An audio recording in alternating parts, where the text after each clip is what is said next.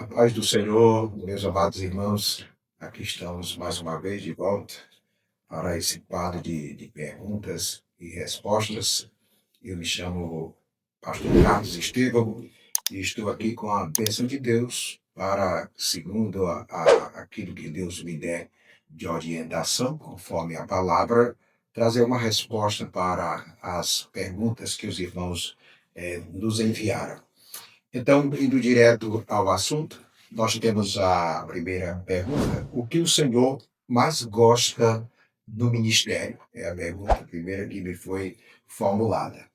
Bom, sem dúvida existem várias coisas boas que acontecem, que existem no ministério, né? Como pregar, testificar, testemunhar do amor de Deus, ganhar almas para Jesus, louvar, bendizer, cantando, louvando ao Senhor, dentre tantas outras coisas mais, né? Como o crescimento da igreja. Quem é? Qual é o obreiro que não gosta, que não tem prazer de ver o trabalho, a obra crescer?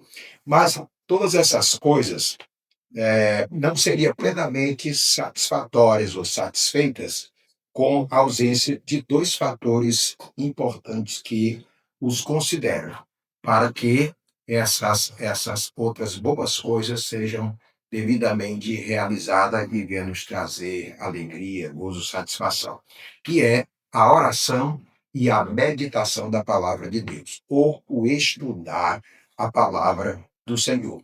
Dessas duas, ou desses dois fatores, dependem todas as demais coisas na vida ministerial. É o que diz o apóstolo São Paulo em 1 Timóteo, no capítulo 4, e o versículo 15, aconselhando a Timóteo, seu filho na fé, ele manda que Timóteo medite estas coisas. Que coisas? Os ensinamentos, as instruções, as orientações que Paulo passara para Timóteo, que eram coisas concernentes à própria palavra de Deus, para que ele fosse bem-sucedido no seu ministério. Então ele manda Timóteo a meditar estas coisas e ocupar-se nelas, para que o crescimento dele fosse então manifesto a todos. No entanto, Josué, lá no Antigo Testamento, no capítulo 1 de Josué, no versículo 8, já é diferente, é Deus quem fala com Josué, mandando que ele também se ocupasse em ler e meditar na palavra do Senhor, para que ele também tivesse sucesso, para que ele fosse próspero no seu caminho. Então, é de fundamental importância o se ocupar, o meditar, o estudar, o conhecer a palavra de Deus. E essas duas coisas, que também é a oração, são coisas fundamentais que eu tenho me ocupado delas, compreendendo que o meu sucesso, que o crescimento, a prosperidade do meu ministério se deve a esses dois fatores fundamentais, que é a oração e a meditação da palavra do Senhor. A próxima pergunta que lhe foi formulada é: qual é o papel e responsabilidade da mulher na igreja? E como pode ser tratado o machismo na igreja? Esta é, sem dúvida, uma pergunta muito importante, embora que para os dias em que nós estamos vivendo, graças a Deus, as mulheres têm tido uma boa participação hoje na igreja do Senhor. Mas o campo de atividade na igreja, sem dúvida, é muito amplo, é muito vasto. Foi o próprio Jesus Cristo, no Evangelho segundo São Mateus, capítulo 9, verso 37, que afirmou que a seara, na verdade, é grande, disse Jesus. Quer dizer, há lugar para todos que quiserem trabalhar, principalmente para as mulheres, que tiveram, no relato dos evangelhos, elas tiveram um papel importantíssimo do ministério de Jesus. Até porque ele nasceu de uma mulher. Ele foi cuidado e alimentado também por ela. Elas que também ajudaram a suprir as suas necessidades durante o seu ministério e que estiveram com ele até mesmo na sua crucificação. Foram elas que foram ao sepulcro para ungí-lo, embora que elas não puderam fazer, porque lá chegando o Senhor já havia ressuscitado. Foram as primeiras testemunhas também sobre a ressurreição de Jesus. Então, nós vemos aí, só nesses pequenos relatos, que a mulher tem o seu papel importantíssimo também na obra de Deus e, por que não dizer, na igreja do Senhor. Nós temos um exemplo muito importante de como a mulher ela foi atuante e também muito contribuiu para o crescimento, para a prosperidade da Igreja do Senhor, na Igreja da Coreia, que foi fundada e dirigida por muitos anos pelo pastor David Paul Yong-Shu.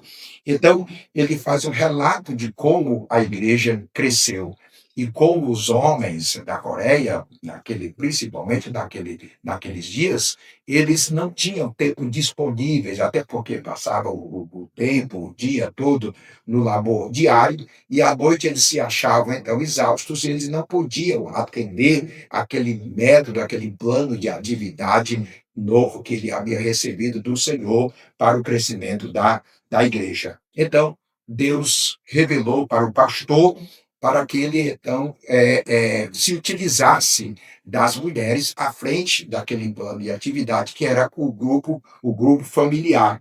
Ele, então, reuniu as mulheres da igreja, passou aquele programa de trabalho, e o trabalho teve um crescimento grandioso, que contou, em grande parte, com o apoio de mulheres nos grupos familiares. E como aquela igreja, não só naqueles dias, ela prosperou, cresceu, como também outras nações que receberam também o estímulo por parte do pastor, que realizaram várias reuniões no sentido de dar crescimento ao trabalho do Senhor. Então, ao longo da vida e o crescimento da igreja, se deveu muito na participação dessas mulheres.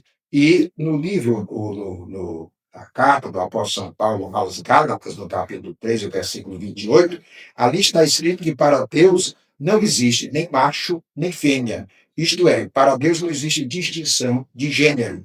Quanto ao machismo, é só cada um desses que assim se comportam reconhecer que em Cristo nós somos um só. Não há privilégios, não há barreiras, nem tampouco nós podemos ter relação com Deus se não for através de todos de Jesus Cristo, que ele é o mediador para com Deus. Todos nós, indistintamente, sem acepção, só teremos acesso ao Senhor através da nossa fé em Cristo Jesus.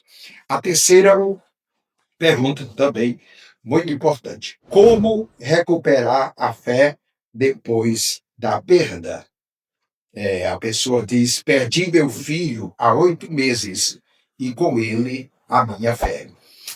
Para nós entendermos e compreendermos essa situação, porque passa esta irmã, requer um estudo bem mais apurado. Mas eu quero fazer aqui um breve resumo do que acontece com a vida de todo ser humano e, por conseguinte, também até mesmo aqueles que vivem a fé em Cristo Jesus. Pois enquanto estivermos nesse corpo, nós somos passíveis de sofrimentos, de dores. Então é preciso compreendermos que a nossa vida neste mundo ela é passível de dores e aflições. Ainda no livro de Jó, no capítulo 14, versículo 1, ali está escrito que o homem nascido da mulher vive pouco tempo e passa por muitas dificuldades. Já no Evangelho, segundo escreveu São João, no capítulo 16, verso 33, ali então está escrito que Jesus afirma que no mundo teremos aflições. Esta palavra significa angústia, tribulação, adversidade, opressão, sofrimentos vários que o homem haveria de passar. E Jesus fala principalmente com os seus discípulos, ele falou de que os discípulos haveriam de passar, enfrentar problemas, dificuldades, tribulações várias. Porém, ele não fala somente das tribulações, das dificuldades que nós haveríamos de enfrentar na nossa vida de fé. Mas ele diz: tem de bom ânimo, porque eu venci o mundo. Já Davi, no Salmo 34, verso 19, ele afirma serem muitas as aflições do justo. Mas ele diz: mas o Senhor nos livra de todas. Louvado seja Deus. Ademais disso, nós também somos passíveis de tentações impostas pelo maligno, tentando assim, através de provações árduas que nós enfrentamos na vida pelo diabo, a nossa fé venha enfraquecer ou anular e assim nos opormos a Deus, que foi o que aconteceu com Jó. O diabo acusou Jó de ser fiel a Deus por conta de Deus o ter cercado de bênçãos. E o inimigo propôs a Deus tirar tudo quanto ele tinha, e assim Jó negaria a Deus. Deus então lhe deu permissão de tocar em tudo quanto ele tinha, menos na sua própria vida. Deus então deu a Satanás, então, essa permissão, ele assim saiu e tocou nas posses de Jó, nos seus filhos e, por último, na sua própria saúde. Satanás estava certo de que ninguém permaneceria firme na sua devoção e adoração a Deus diante de tais circunstâncias. Mas ele estava enganado. A sua mulher, infelizmente, que era a única que havia restado para levantar o ânimo ou fortalecer, ajudar na fé de Jó, ela aconselhou a Jó a amaldiçoar a Deus e morrer. Mas ele lhe disse, na sua convicção, na sua fé plena, que é considerada uma fé perfeita que Jó tinha no Senhor, ao invés dele ouvir aquele conselho mau da sua esposa, que disse que ele aconselhou ele a amaldiçoar a Deus e morrer, então Jó disse, como fala qualquer doida, assim fala você. Agora, receberemos o bem de Deus e não receberemos o mal? Em tudo isso, não pegou Jó com seus lábios.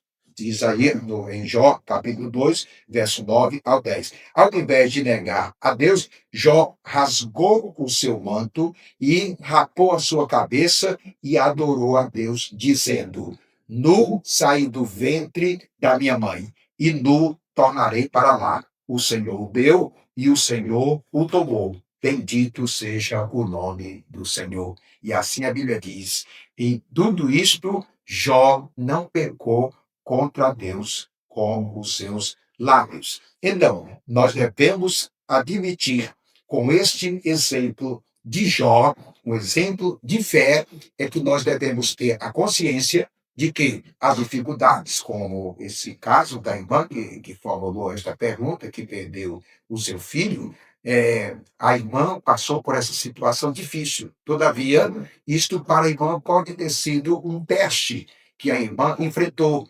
para que a senhora pudesse manifestar, assim, a sua fé plena e convicta no Senhor.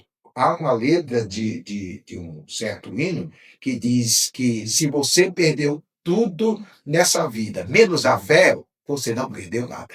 Então, levante a cabeça, vá avante, glorifique a Deus, louve a Ele e assim o honre nesse momento difícil da sua vida, confiando plenamente no Senhor. A próxima pergunta diz: quando e como surgiu a oportunidade do Senhor ser pastor e a sua vinda para Maranguape?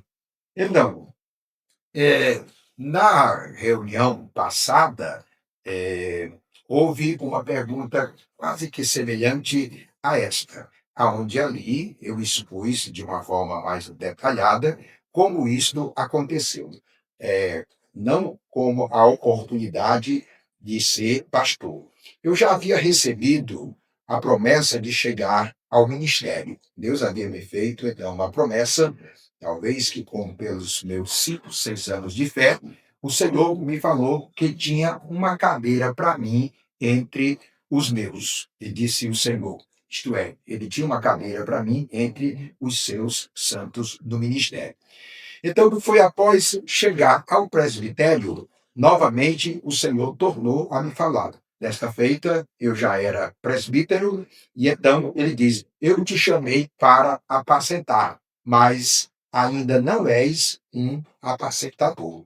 Foi quando, em 1995, assumi um dos 12 setores da igreja em Fortaleza, o setor de número 5. Então, como os demais supervisores, eu era, como os demais supervisores eram pastores e evangelistas, e eu somente era presbítero. Foi então que o ministério achou por bem de me consagrar a evangelista para que eu ficasse, então, juntamente com os demais, como membro do ministério.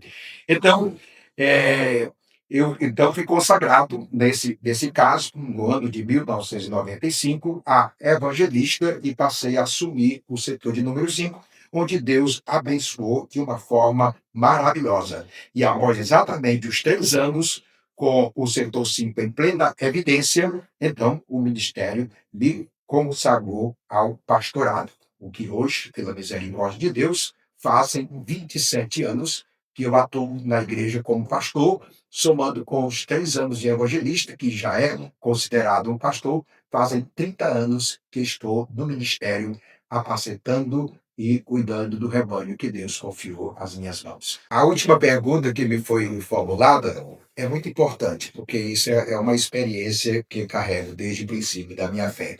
Como superar a ansiedade e a timidez na hora de pregar? É uma experiência que eu carrego, como disse, há 47 anos. O frio na barriga é o mesmo, porém, isso tem me levado a não confiar em mim mesmo. Graças a Deus, eu dou graças ao Senhor, assim como a Bíblia diz, né, que nós devemos dar graças a Deus por tudo, mas parece assim algo estranho agradecer por uma ansiedade, uma timidez, claro, na hora de pregar. Porque isso me serve como que de um controle para que eu não venha achar que eu tenho, que saiba alguma coisa de mim mesmo. Então isso tem me levado exatamente a não confiar em si mesmo, mas a depender inteiramente do Espírito Santo de Deus. A cada oportunidade que tenho para ministrar a palavra de Deus, eu sempre digo para ele: Senhor, eu me ponho nas tuas mãos, pois tu sabes muito bem que de mim mesmo nada tenho se tu não me conceder.